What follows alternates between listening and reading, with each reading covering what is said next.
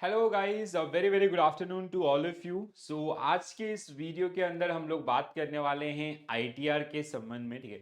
सो ITR का जो last date था for the assessment year 2024-25 was 31 July 2024, right.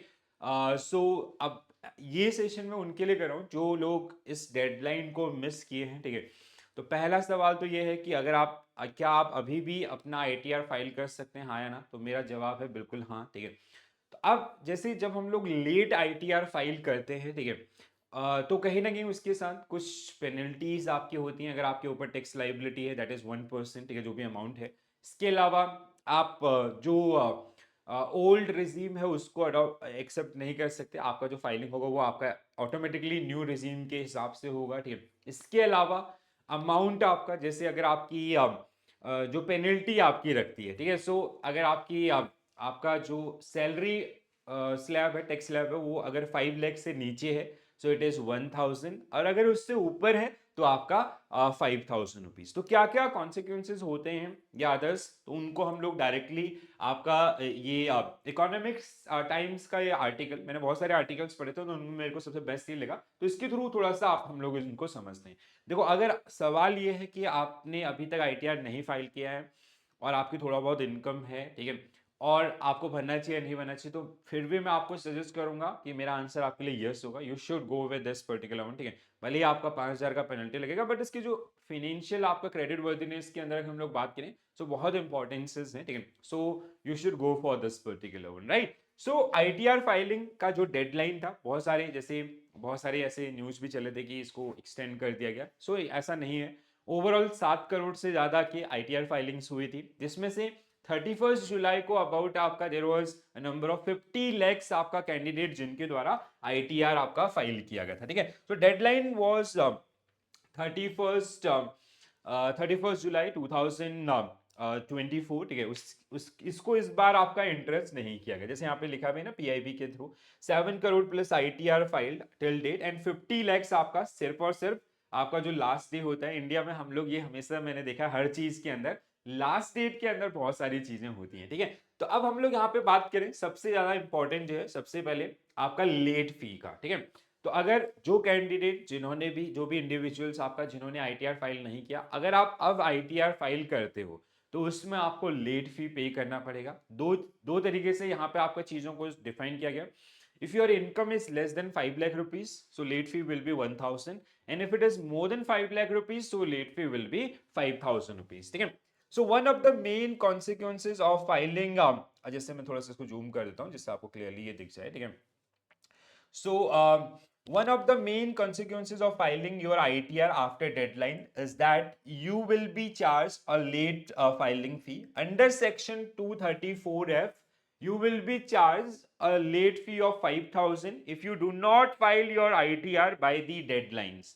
The late cost, however, will be a charge up to 1,000 if your yearly income is less than 5 lakh rupees. तो ये पहला आपका जो रहेगा, ठीक है, कि अगर आपकी इनकम 5 लाख से ऊपर है तो आपको 5,000 रुपए का यहाँ पे लेट फी लगेगा, और अगर आपकी इनकम, एनुअल इनकम 5 लाख से नीचे है तो आपका कितना का रहेगा, 1,000 रुपीज का। ठीक है। इसके अलावा इंटरेस्ट पेनल्टी आपका, अब जैसे कई बार क्या होता है कि जैसे आप आईटीआर जब फाइल करते हैं तो आपके ऊपर टैक्स लाइबिलिटी बनती है। लेट्स से आपकी ओवरऑल फाइनेंशियल ईयर की tax liability was 1 lakh rupees.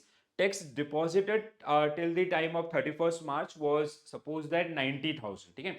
मतलब आपका जो टैक्स का लाइबिलिटी था वो था 1 लाख रुपए का, और आपने टैक्स डिपॉजिट किया है आपके जो सैलरी में से डिडक्ट हुआ या अदर सोर्सेज से, वो 90,000 है। तो मतलब सरकार को आपको 10,000 रुपए का टैक्स आपको पे करना पड़ेगा।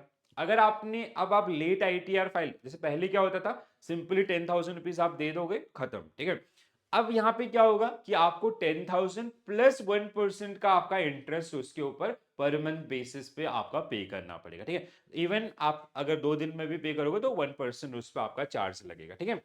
So if in accordance with the section 234A, you are responsible for paying interest on the unpaid tax amount at the rate of 1% per month if you fail to pay your tax on time. Interest is computed from the time you file your tax return for the applicable fiscal year until the deadlines. ठीक है।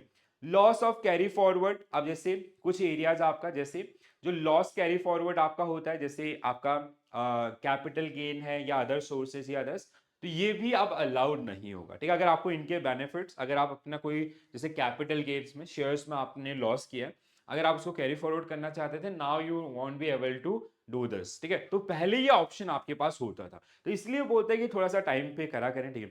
Delayed refund आपका, जैसे अगर जिन लोगों का suppose that tax liability was 1 lakh and उन्होंने tax deposit किया है 1.5 लाख का, तो 50,000 रुपए का उनको रिफंड मिलता है। तो यहाँ पे जो रिफंड होंगे ना, वो भी थोड़ा सा क्या होंगे, डिलेड होंगे, ठीक है। एज मतलब जो स्पीड प्रोसेस आपका होता है वो यहाँ पे आपको देखने के लिए नहीं मिलेगा अगर आप नॉर्मल उसमें। एक और सबसे इंपॉर्टेंट चीज आपका है कि अब आप आपके लिए ओल्ड टैक्स रिजीम अवेलेबल नहीं होगा, ठीक है। सो आप ऑटोमेटिकली वो आपका न्यू टैक्स रिजीम के हिसाब से आपका टैक्स क्या करेगा, असेस करेगा फॉर दैट पर्टिकुलर पीरियड, ठीक है। तो ये दोस्तों काफी इंपॉर्टेंट आर्टिकल्स मुझे लगा, ठीक है, खासकर उन लोगों के लिए जिन्होंने अभी तक आपका टैक्स नहीं पे किया है, ठीक है। सो अभी भी आपके पास चांस है, छोटा मिनिमल अमाउंट है, तो इसके साथ आप अपने टैक्स फाइल कर सकते हैं, ठीक है।